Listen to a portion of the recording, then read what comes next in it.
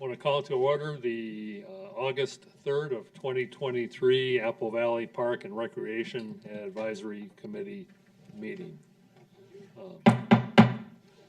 As always, we'll start off by standing, facing the flag, and reciting the Pledge of Allegiance. I pledge allegiance to the flag of the United States of America and to the republic for which it stands, one nation, under God, indivisible, with liberty and justice for all. Thank you, everyone. The next order of business is to approve tonight's agenda. Do any committee members or staff have any changes that they want to make in the agenda as published? No changes from the staff's perspective. I'll make a motion to approve the agenda. Second. Okay, we have a motion that has been seconded to approve the agenda as published. All of those in favor say aye. Aye. Opposed is nay. That motion is carried. And now we have the audience participation portion of tonight's meeting. So we have about 10 minutes dedicated to hear comments from the audience on topics that are not already on the agenda. So is there anybody here tonight that would like to talk to the committee? Would you please come forward up to the podium? Sure. Introduce yourself, give us your address, and tell us what's on your mind. My name is Benita Smansky. I'm a 25-year resident of Apple Valley. I live at 13575 Gossamer Way in Apple Valley. And I am here tangentially, I guess, related to the referendum, but a more immediate concern would be, let me make my point by asking you a question, if I could. I will keep it brief. But think hypothetically if you buy a vehicle for one of your kids. They drive it, everything is good, and all of a sudden they decide they're not going to drive it anymore. And then they turn around and they say to you, I want money for a new car. I would suspect there's not a one of you that would entertain buying them a new car when you've already bought them a first car. But it kind of feels like as a taxpayer, that's what the city is going to be asking us to do this fall, right? Because included in that referendum is money for some additional pickleball courts. I'm a pickleball player. I'm over there waiting in lines, and there are lines to play this game because it's gotten so popular. And it's difficult. I'd like the levy to pass, but I think if you want to increase the odds of that levy passing, I think you need to demonstrate good prudence and good stewardship over the money that's been given. I look at that facility, the pickleball courts at Hayes that are just sitting there dormant, and I just think what a waste of money there. And so I think an easy argument for somebody to make against the levy would be to say, well, you're not using the resources well that we've given you. So I think maybe an option would be to think outside the box a little bit and say, you know what, the one facility that Apple Valley does have over at Eastview is so incredibly busy. And 2 of the weeknights are taken up by leagues and lessons. You know, they take 6 of the 8 courts, which leaves really 2 courts for the entire city. And outside the box option would be maybe you open back up the Hayes facility and you take over those structured items like the leagues and the lessons.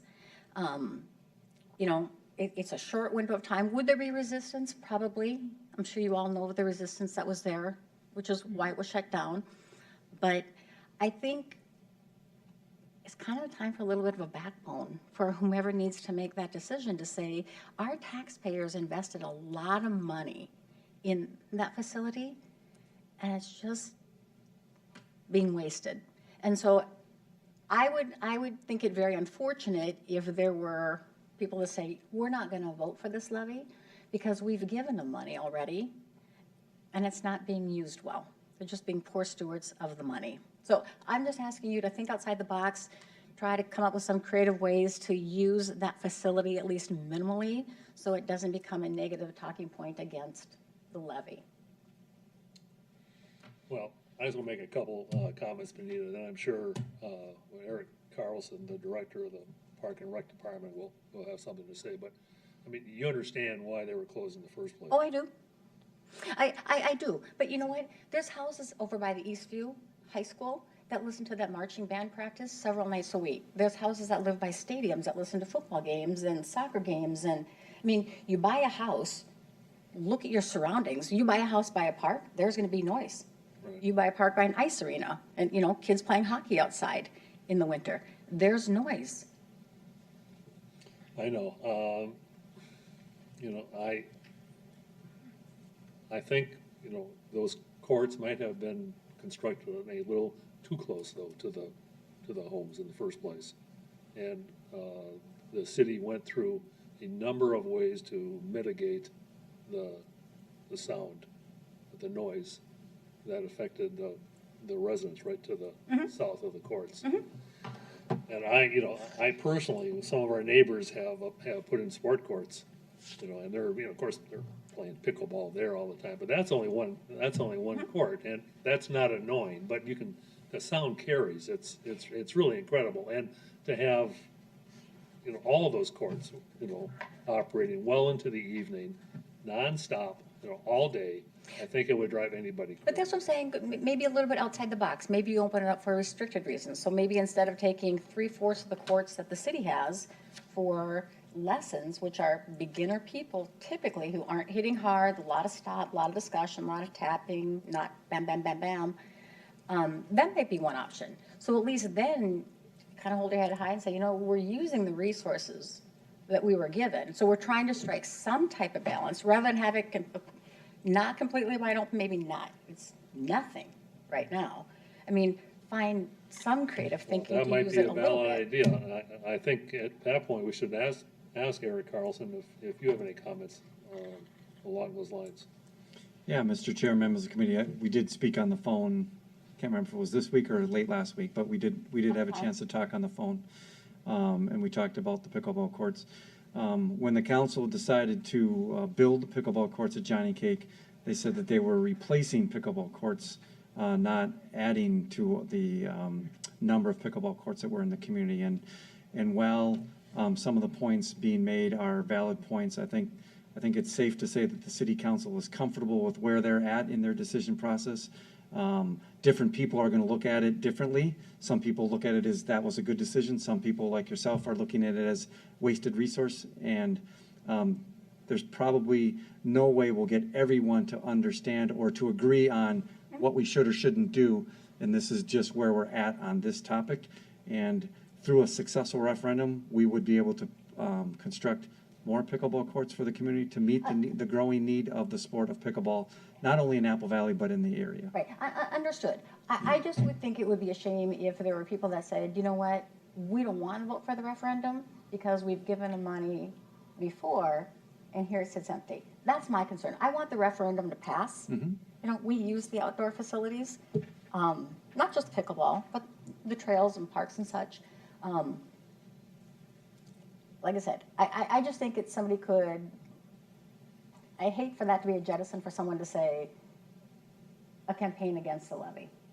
Yeah, and hopefully that doesn't happen, but, you know, there's 56,000 people that live in Apple Valley, about 37,000 of them are registered voters, and they're gonna have their reasons why they support it, and there's gonna be people that will have their reasons why they don't support it, and our job is to try to find a package that meets the interests of the majority, and we think we've done that. The only thing we'll know for sure is on, you know, about 10:30 on the 7th when we look at the results of what the polling or the actual voting was. But I will say, as these courts get busier and busier, I don't know if you play pickleball, but you play a game, you rotate off if there's people waiting, so there's always a pool of people because there's not enough courts currently. There's discussion, and that Hayes facility comes up. So people are thinking about it sitting there being unused. Like I said, I'm just throwing it out that as an outside-the-box option to say, can we use it a little bit so we can at least say we're not completely wasting? Appreciate the comment, and some of the comments lead me to, sounds like a place I need to visit is the pickleball courts and talk to some people and help answer some of their questions that they may or may not have about the referendum and about the pickleball courts at Hayes and things like that, and try to make sure that can't always get everyone to agree, but at least they'll have an understanding. Right. And I would say a lot of the people that I speak with there don't even know there is a referendum. Yeah, and that's, And that's a group to target. yeah, our survey results would suggest that not everyone is following it closely yet, but we will be mailing out, and I can't remember if we talked about this on the phone, but we will be mailing out a referendum brochure to every address in the city by the end of August, early in September. And then at that point, unless they don't see it in their mail or they choose not to look at it, everyone will have the opportunity to learn about what we're doing. It'll direct them to the website where there'll be additional information about the referendum. And so at that point, it'll be on the residents to educate themselves, because we will have provided that information to everyone's mailbox. And just one last option as far as like, another kind of outside the box, maybe you can use this Hayes facility a little bit. Like when you have a one-day tournament, takes the whole court for the entire day, right? So maybe you just have the tournament over there, and then that leaves 8 courts for the other 56,000 people. Yep. So that's all. I appreciate you taking time to let me speak. Thank you, Benita. Thank you. Thanks for your insight. We appreciate it. Is there anybody else who'd like to address the committee? A motion of support. Once you heard it was televised, you said no? Okay. All right, thank you again, Benita. Okay. That's item 4 on the agenda tonight is the approval of the minutes from our April meeting. Has everyone had a chance to review those? Any thoughts, comments, changes? Hearing none, I'm looking for a motion to approve the minutes as published. I will make a motion to approve the April 2023 minutes as published. Second. We have a motion and a second to approve as published. All those in favor say aye. Aye. Aye. Opposed? Nay. That is carried. Item 5A on tonight's agenda is the Recreation Division update. That's going to be presented by Mr. Steve Skinner. Members of the committee, the public, greetings. I've been asked to just address very briefly the operations of the pools last year, and then we were able to slip a little bit of this year in there simply because we'd originally intended to do this in May and didn't have the opportunity. Just to go through the numbers briefly, of course, we have 2 swimming pools.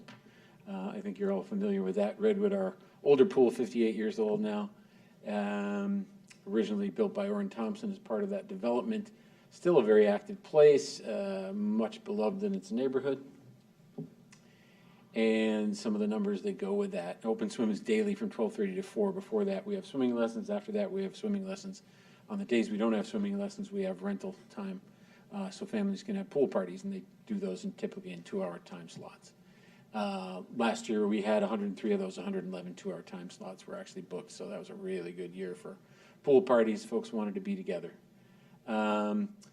Redwood is also, of course, the American Red Cross, our Red Cross training facility. So officially, we represent the Red Cross at Redwood, and that is where we train our lifeguard staff. And we also do their swimming program. We've got lots of little ones, 4 2-week sessions of swimming lessons every summer. So just in the middle of session number 4 right now, just wrapping that up. And that's what swimming lessons tend to look like. Lots of little guys needing a lot of attention and a lot of encouragement. Redwood has 3 pool managers, 1 per shift, 24 lifeguards, 6 of those would be on a shift. 7 swimming instructors last year, more this year. 2 attendant staff, because they are both the concession and entry cashier. There's just 1 cash register, so they do double duty at Redwood. And the facility is, of course, supported by the Park Maintenance Division, and thank goodness for that, because it always needs some love. We do have, we had 340 group lesson registrations last year.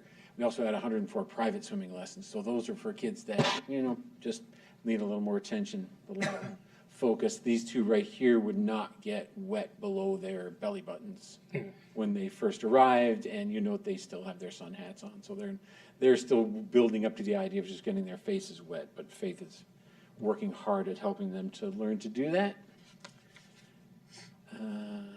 Right, and last year, 5,447 people came to Open Swim, so it's spread out over the basically 66 days of operation. It was, going to be a longer season, but, weather always impacts us in some way. Some days shuts us down the middle of the day, other days it just shuts us down the whole day.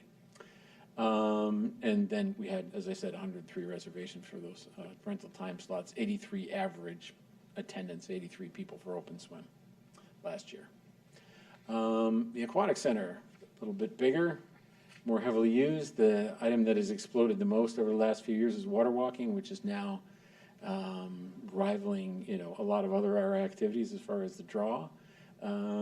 Very popular, and some folks walk with the current, some walk against the current, depends on how hard they want to work.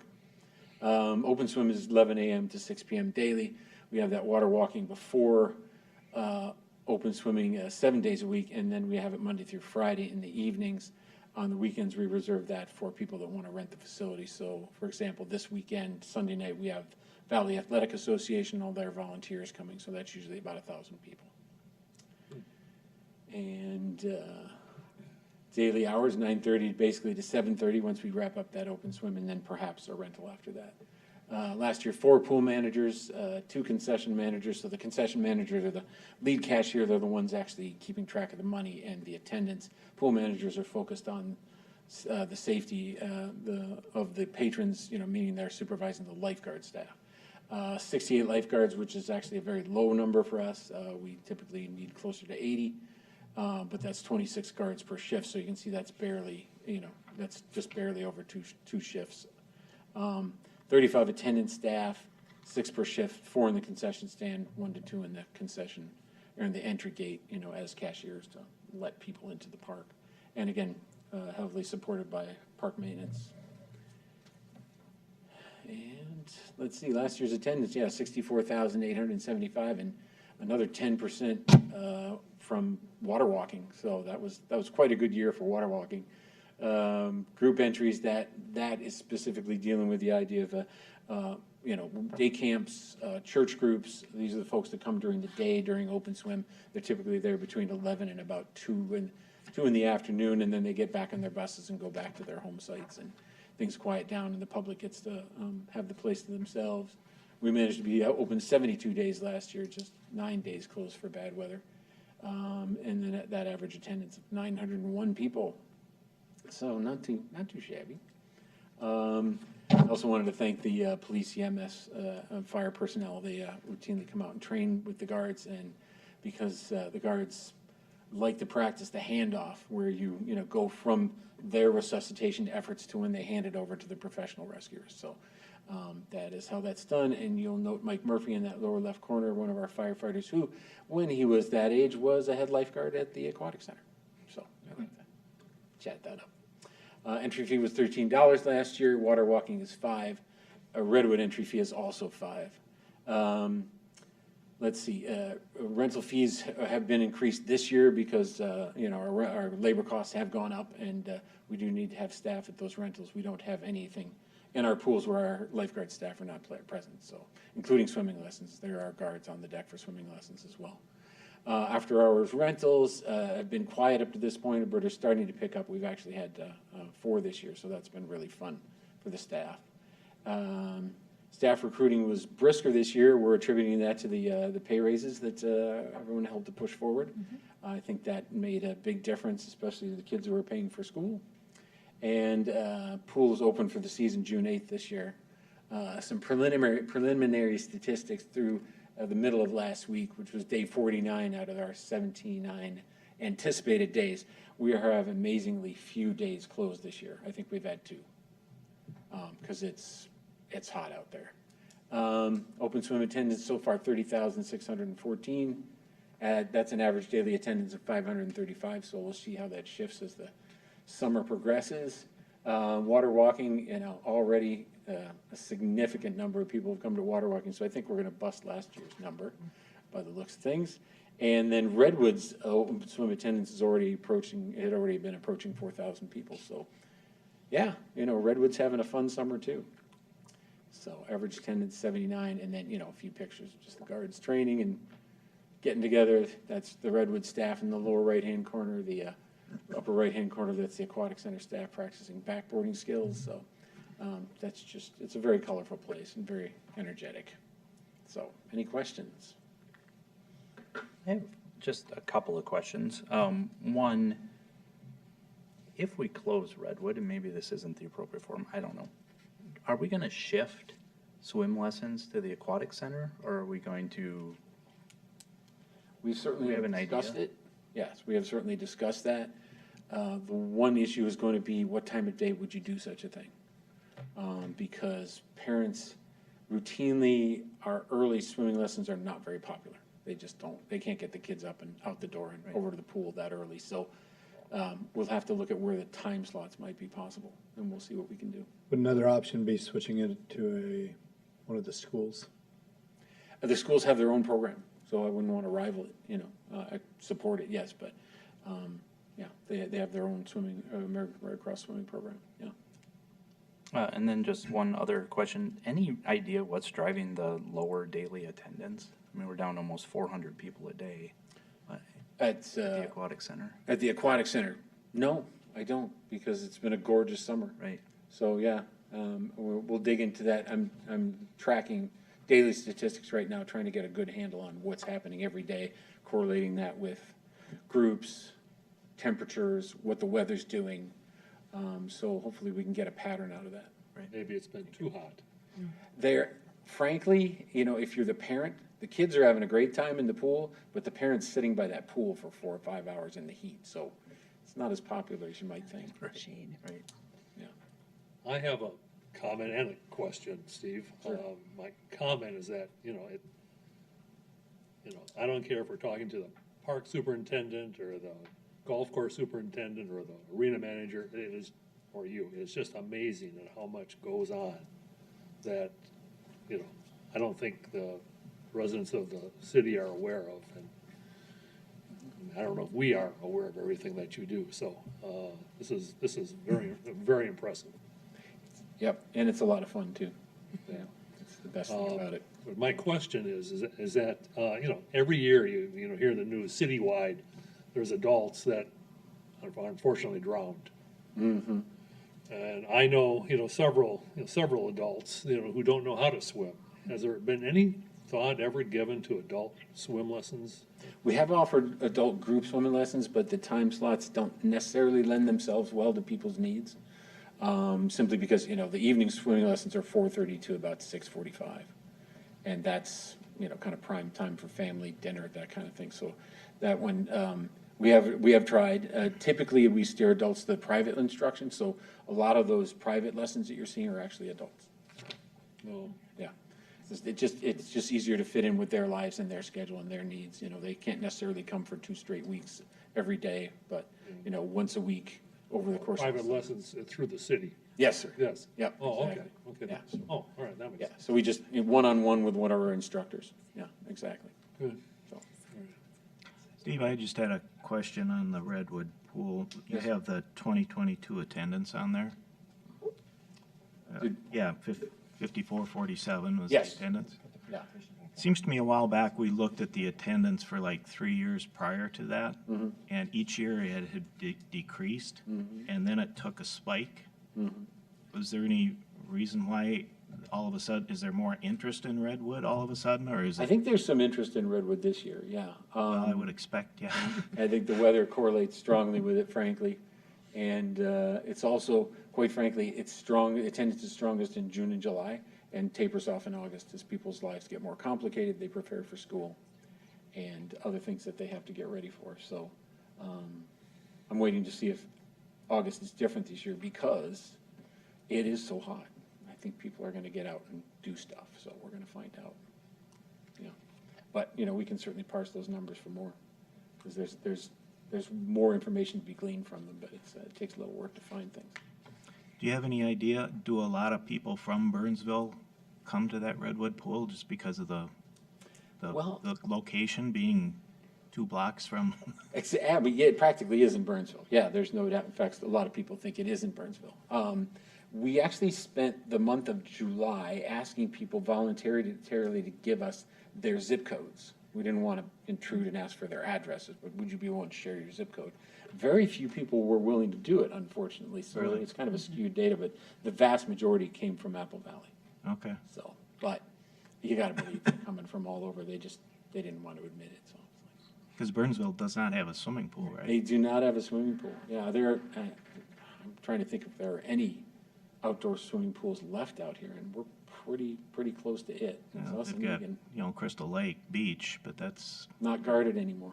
yeah. Yeah. I do have a question. Do you know roughly about how our stats compare to Egan and Cascade Bay? And, how they're doing this year? The reason I'm asking is when I talk about pools, you hear a lot about Cascade Bay.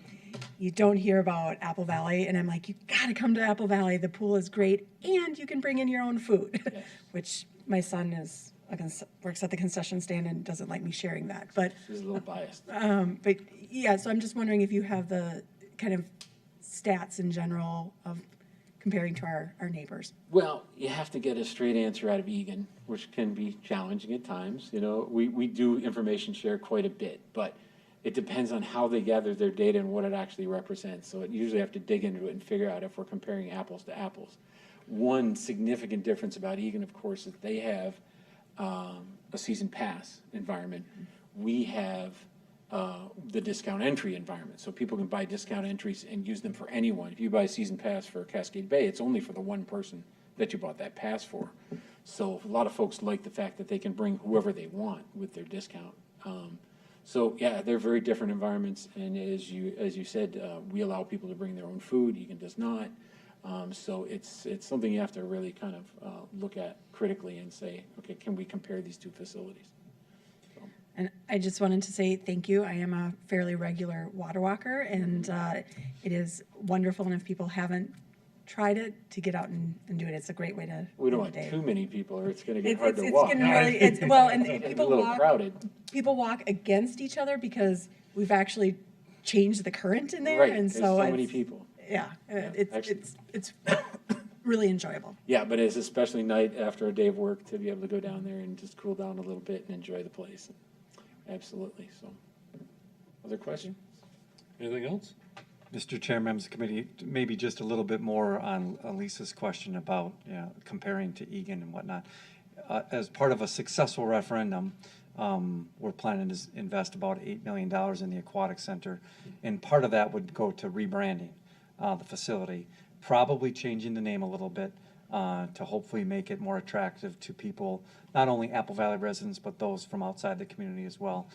And so that's something that we're thinking about to try to attract more patrons to the facility. Thanks, Eric. There's also more shade structures in the Yes. referendum plan, which I think will be more attractive for those parents. The parents on who are on the super hot days. Sitting by the pool all day. Exactly. No doubt. Thank you. Yep. Anything else? All right, thank you, Steve. Thank you. Thanks a lot.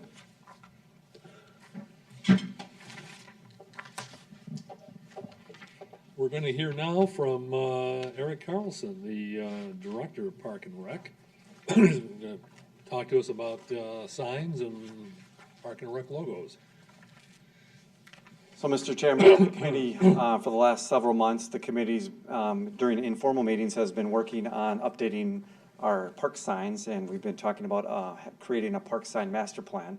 In your package, you have you have some photos of all of our existing park ID signs around the system.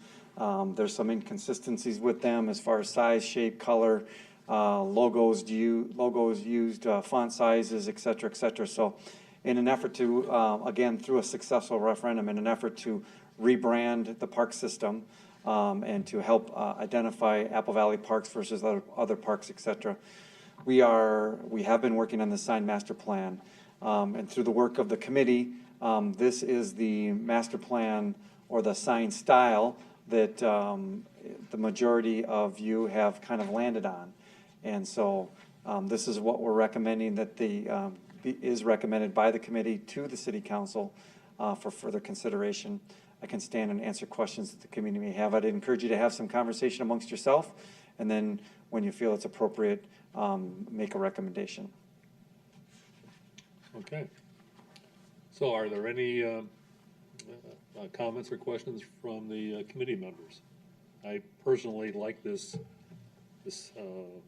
sign very much. I think it looks contemporary, not too industrial. It looks, I think it's perfect. I like the colors. It's eye-catching, but not too snazzy. So I'm all in favor of it. I find it easy to read, and that's the key part of a sign. Whether a person has the ability or inability to see various colors, I can see the white against the background, the darker background, much easier. I can see the black and the icons that are in there. I'm a fan of this style as well, whether it's vertical or horizontal. I'll go ahead and say I like the overall design very much.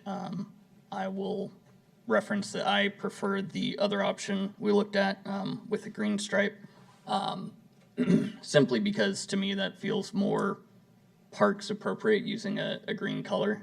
The other sign looks like a Great Apple Valley City sign. It doesn't, to me, read as a park sign quite as well. But overall, I think both designs look very good, and I understand, why maybe the black icons look better. But I think overall, especially the green stripe, I think really ties it to the parks better, in my opinion. So just a quick question. On this, it looks like that's a yellow kind of white. On here, it looks more stark white. Is it the yellow? Is it this yellowish color? No, it's what the yellow color. Well, the top part. Yeah, no, it's meant to be white. I'm sure it's just a copy scanning issue, not a true representation. I'm sneaking a peek over at the screen, and I think you got a bad screen. Yeah, his screen looks different than my screen. Oh, yeah. At least look at me. it. Yeah, no, Yeah. yeah. I think it's the contrast. So is yours. That's the angle of our screens. Yeah. Again, as part of the process, we've consulted with the city's communications manager, and so from a city's branding perspective, the colors used in this coincide with the city's brand and the color palette that the city's choosing to express itself with. So it's consistent with the overall city's operation as well. And Eric, at some point, we had conversation about the posts and the framing for the signs. Is that part of tonight's discussion, or is that a separate item? Details to be worked on as we continue the process. So at this point, we're trying to get people comfortable with the design of the sign, of the layout of the sign and the colors used. Once we've got that figured out, if you will, and if it's supported by the committee and then ultimately the city council, then we'll get on to the details of posts and those types of things, locations of where signs would go, et cetera. And there'll be a plan developed and put together that you will ultimately review and then make a recommendation to the city council about. Okay, and this is design F as in Frank, is that? That is correct. Okay, so based on our comments tonight and previously, I'm looking for a motion to adopt design F as the as the design for the new Apple Valley Park System signs. I'll make a motion to go forward with design F for the park signs, to make the change of the park signs. Is there a second? Sure, I'll second that.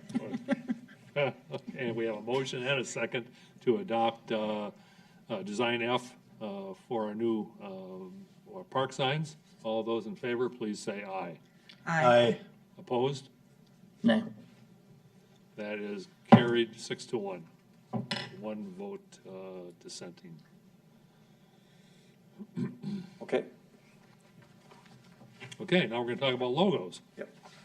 Mr. Chair, members of the committee, again, the committee has been working about, and as we think about new signs and the opportunity to maybe refresh the logo, the committee's looked at a number of different options. Some of them have strayed a long distance from what the current city logo is, and some of them some of the option have incorporated aspects of the current city logo. And so there's been some conversations had over the last several months about that. Colors, style, font size, stack, don't stack it, all kinds of things. And so tonight, we're wanting the committee to make a recommendation on that. And in some cases, there might be a need to use more of a stacked version of the city logo. And so these are the three options that people generally settled on. And in some cases, there would be, it would be advantageous to have an option to use something that's not quite as stacked. So where I believe the committee's kind of landed is to, depending on the situation, choose from this logo, so concept 1, and or this logo, concept 3. So again, these would be the two logos available for us to use on signs, on shirts, on marketing materials, et cetera, et cetera. And so I believe that's the general consensus of the Parks Committee, but want the Parks Committee to, again, have that conversation, have that discussion, and then ultimately make a recommendation. Okay, well, I think you're exactly right. We previously had talked about this, where the use calls for a horizontal format, we would use concept 3. Where it calls for a vertical format, we would use concept 1. You know, and I like them both. I've always liked the Apple Valley apple tree on top of the L, but I do like the way concept 3 looks on the signs. I do want to say though that, you know, we've previously we've used that, just the apple on signs without the words Apple Valley Park and Rec after it, and I think that's a little weird. I don't care for that. So I guess I would just like to throw that in as a caveat that we don't just use the apple. So It's always used with the words. So I think you're I would referencing, agree with that. I think you're referencing that as an example, correct? Well, even in the community center, on some of the room labels. Okay. I think it's just the apple. Maybe I shouldn't have done that. Oops. So I That's what you get for giving me control of the mouse. So go back to the PowerPoint. Yeah. Thank you. So, I agree wholeheartedly with that you shouldn't just use the. So I think, Brent, what you're saying is, don't let this stand alone. correct. Right. Yeah, okay. Okay, so having said my piece, how about some other thoughts or comments? I think it's a good compromise. I mean, I'm still not big on concept 3, but I think having the choice of 1 and 3, I think is a good compromise. I think it looks really nice on the signs. Yeah, It does that's fit the signs well. really what pushed me over for liking concept 3, honestly, is the best of the three, is seeing them on the signs and realizing how it works in the space with the general design that we kind of settled on. Yeah. So I think it works really well for that. And actually, Dave was an early advocate of that format, so we gotta have him to thank for this. I guess my comment would be to commend Eric and the staff on going through a well-run process to come up with these logos, the sign designs. One of the hardest things to do is get a committee to agree on a design. And I think the process got us to a point where everybody is reasonably happy. And when dealing with a committee on design, that's usually the best you can hope for. So nicely done on that. And with that, I'll make a motion that we approve the use or approve the recommendation of the council that concept 3 and concept 1 be recommended as the Parks and Recreation logo. I will second that. Wonderful. We have a motion and a second. All of those in favor say aye. Aye. That's opposed, nobody, so that's carried unanimously, and that's a done deal. Thanks, Thank you. Mr. Chair, members of the committee. Appreciate it. Appreciate all your hard work and feedback on it. And also want to recognize the work that Eve, our communications manager, put into it. She did a lot of work, listened to a lot of people's feedback, tried to put those thoughts onto paper, and I thought she does a really great job for us. So want to make sure that she gets recognized because she's the one that did all the hard work. She did a fantastic job, and all our crazy ideas. Can we see this? Can we see that? Yep. So again, What about pink? What about this? What about that? I don't think anybody ever said pink. Okay, you got me there. but yeah, she did a wonderful job. Thank you. Okay. Actually, the last item on the agenda is any other, new business that the committee or staff wants to bring up? Yeah, Mr. Chair, members of the committee, I just want to highlight some of the work that the committee's been working on over the last 2 years. Kind of came to a culmination and was a little bit mentioned during the resident or open forum portion of the meeting tonight. But at the July 27th meeting, the city council voted unanimously to have a special election scheduled for Tuesday, November 7th, 2023. And on that, during that special election, residents will have the opportunity to consider two different questions that could support improvements to the entire park system if they were to pass. Question 1 is for $66,750,000 and contemplates spending $2 million to improve existing trails and build some new trails and make some connections on new trails. $2 million on natural resources, so planting natural prairie areas, planting pollinator gardens, installing some more native habitats, and planting additional trees within our park system. It also contemplates investing $16.7 million on our existing park system, so replacing playground equipment, tennis courts, basketball courts, irrigation systems, lighting systems, all of those kinds of things that people see in our systems today. It also contemplates building additional pickleball courts, replacing the skate park, et cetera, et cetera. Then there's $8.1 or $8.2 million for improvements to the aquatic center, which includes adding shade, replacing some of the mechanical equipment that's at the aquatic center, which is 24 years old, and it's time to replace that. Refurbishing and gel coating the slides, making some improvements to the bathhouse, mechanical systems, plumbing systems, locker and shower situations, etc. Investing $10 million in the community center, senior center, connecting the two buildings, building in some additional coffee lounge space for seniors because the senior population has grown so much. Building an indoor playground for the community so that people during inclement weather, the winter season, people have a place to bring their young families and come inside, if you will, and play.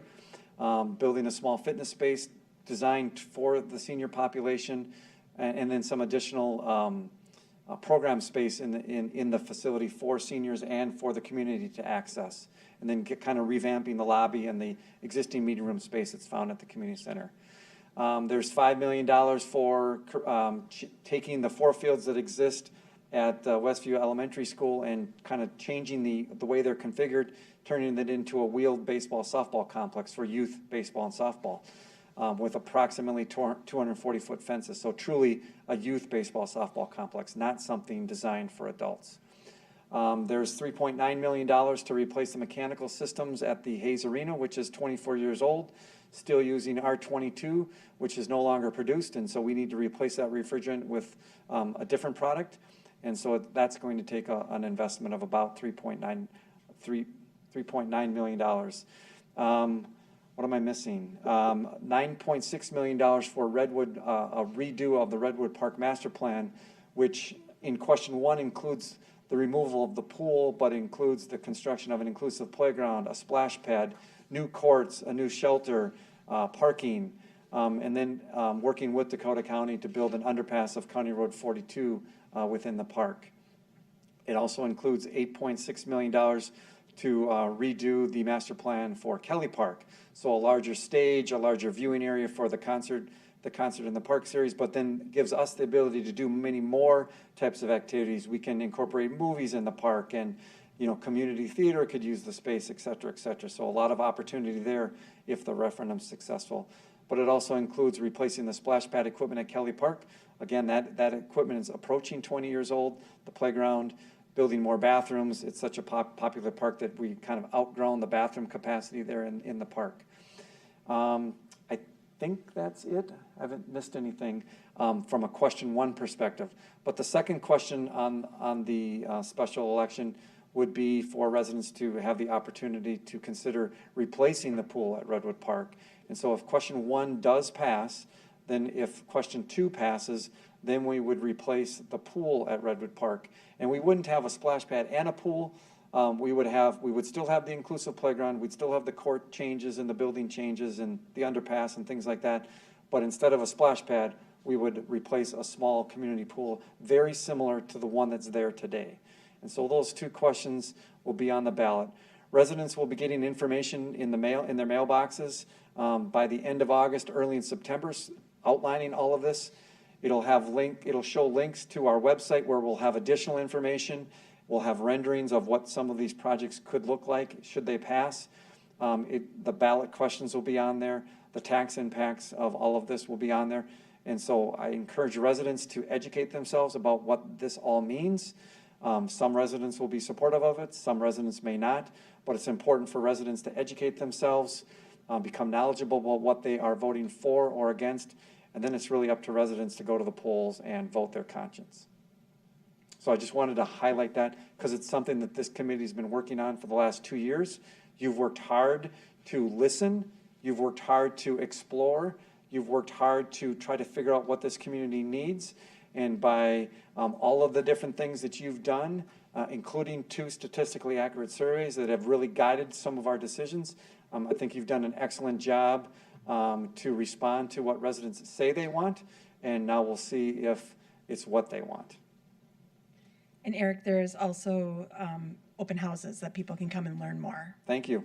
So on the website, and it's not there yet, but by about the 20th of August, on the website will be a list of, it's probably 15 or 20 different open house opportunities where people can either come in person, or there's also some virtual opportunities, and some of them are during the day, some of them are in the evening. We even have some Saturday opportunities to try to spread it around, because we know everyone's schedule is different, and sometimes you have time during the day, but sometimes you have time at night.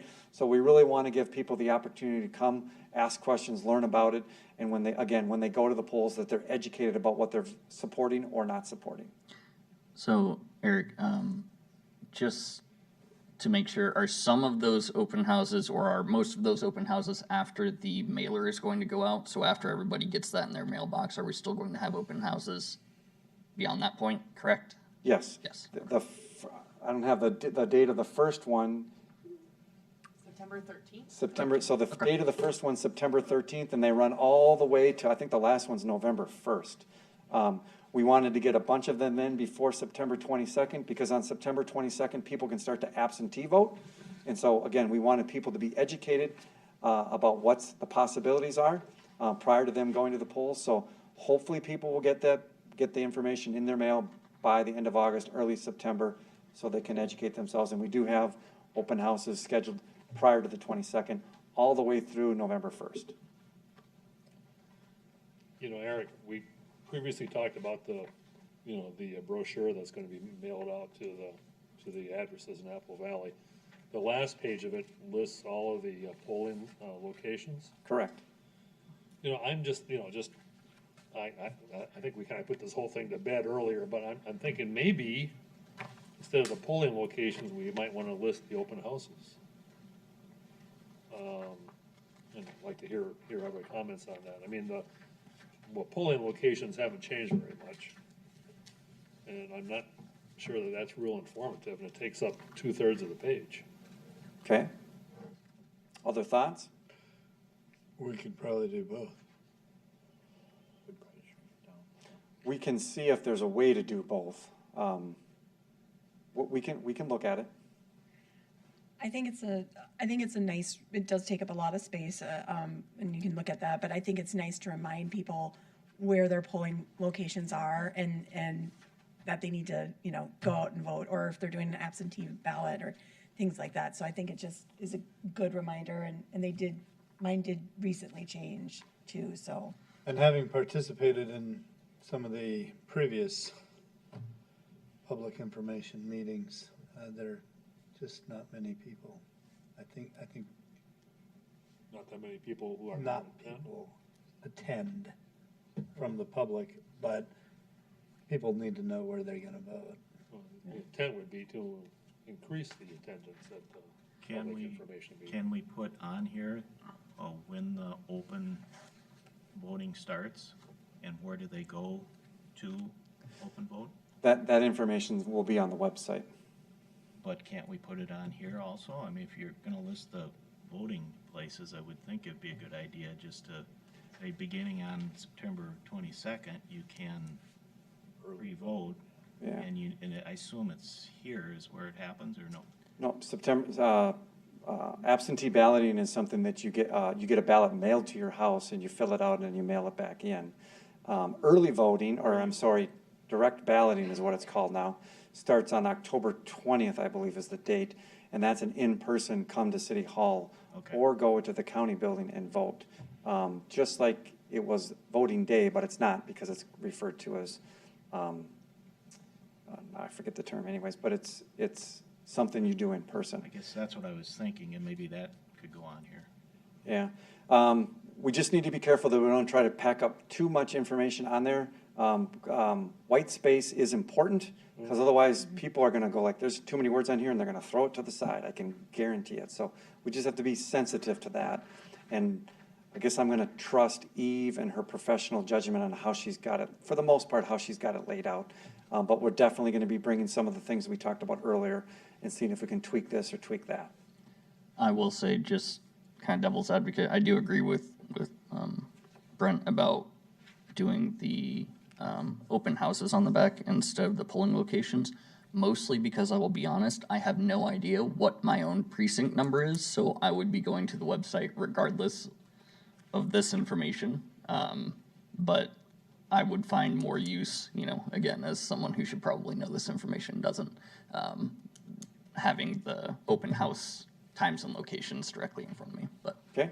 We'll definitely have a conversation with that, with our city clerk, with Eve, amongst our staff and figure it out.